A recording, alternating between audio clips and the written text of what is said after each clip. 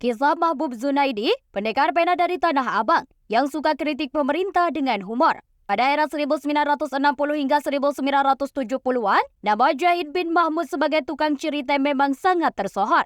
Tukang cerita adalah sebutan bagi pendongeng di Betawi. Saking populernya saat itu, lelaki Tanah Abang itu sampai muncul istilah ngejahid untuk menyebut kegiatan mendongeng.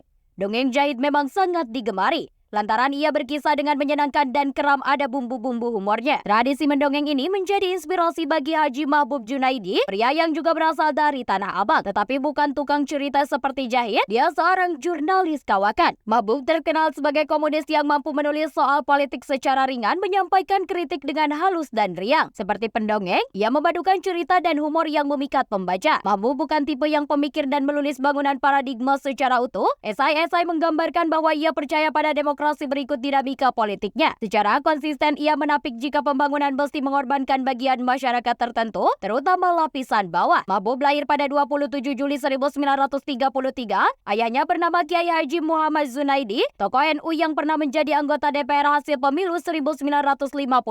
Ketika keluarganya mengungsi di Solo pada awal kemerdekaan, ia masuk madrasah. Seorang gurunya kerap memperkenalkannya dengan karya-karya modern seperti Sudan Takdir Alish Jabana, Mark Twain, atau Karl May. Ketika kembali ke Jakarta, ia meneruskan pendidikan di SMP dan SMA yang awalnya berlokasi di Cideng, kemudian pindah ke Jalan Budi Utomo. Mahbub suka rajin menulis sejak SMP, karya-karyanya telah dimuat di berbagai media massa terkenal saat itu. Tapi pengalamannya yang paling tak terlupakan adalah saat cerpennya berjudul Tanah Mati dimuat dalam majalah milik Habib Jasir, Paus Sastra Indonesia. Semasa SMA, ia sempat mengasah bakat jurnalismenya dengan memperkersai sekaligus menjadi pemimpin redaksi majalah sekolah siswa. Tendensi Mahbub kepada dunia politik sudah terlihat dari kegemarannya mengikuti bermacam organisasi pelajar, mahasiswa, dan pemuda sejak ia masih sekolah. Berbagai organisasi, mulai dari IP, IPNU, GP Ansor, dan HMI. Tahun 1960, ia meninggalkan HMI untuk menjadi ketua umum pertama PMII. Di setiap organisasi tersebut, Mahbub berperan aktif, entah sebagai ketua atau jajaran pucuk pimpinan. Aktivitasnya inilah yang kemudian hari mengantarnya ke struktur pengurusan Nahdlatul Ulama. Karir Mahbub di dunia jurnalistik nasional bermula pada tahun 1958.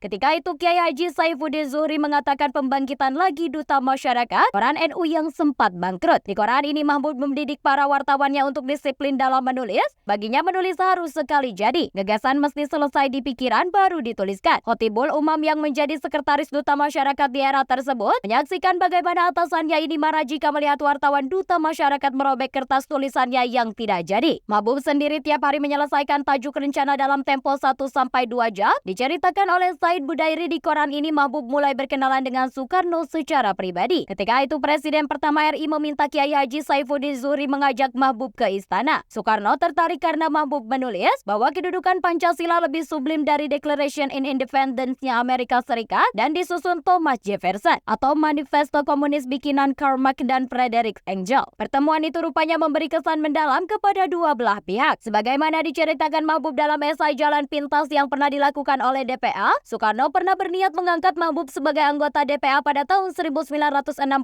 tapi ditolaknya. Sementara Mahbub sendiri mengatakan, kalau tidak ada Bung Karno, saya tidak yakin persatuan dan kesatuan bangsa terbangun seperti sekarang. Pada kurun 1960 hingga 1970-an, boleh dibilang periode paling sibuk dalam hidup Mahbub. Selama satu dekade itu ia memulai anggota DPR GR MPRS dan sempat mengetahui pansus Undang-Undang Ketentuan Pokok Pers. Para anggota pansus antara lain Sayuti Melik, R.H. Kusnan, Sutanto Marto Prasono, serta Said Budairi. Sementara karirnya di dunia jurnalistik kian berkibar dengan terpilihnya menjadi ketua PWI tahun 1965 hingga tahun 1970. Hal ini berbarengan dengan aktivitasnya selaku ketua umum PMII dan ketua 2 GP Ansor. Semua pencapaiannya tersebut rupanya tak membuat Mahbub puas. Antusiasme pada sastra mengantarnya memenangkan sayembara mengarang roman Dewan Kesenian Jakarta pada tahun 1974 lewat novelnya Dari Hari ke Hari yang menggambarkan era revolusi kemerdekaan kemerdekaan Indonesia di Solo melalui kacamata seorang bocah. Ia memang pernah mengaku lebih suka dianggap sebagai sastrawan dibanding yang lainnya. Tapi baginya menjadi jurnalis dan sastrawan saja tidak cukup. Perubahan mesti diperjuangkan lewat jalur politik dan kalau perlu melakoninya sendiri. Lain halnya dengan Muhtar Lubis, sahabat mabuk yang sering digodanya sebagai wartawan pelopor sejarah. Bukan pelaku sejarah karena Muhtar tak mau ikut berpolitik. Sejak tahun 1977,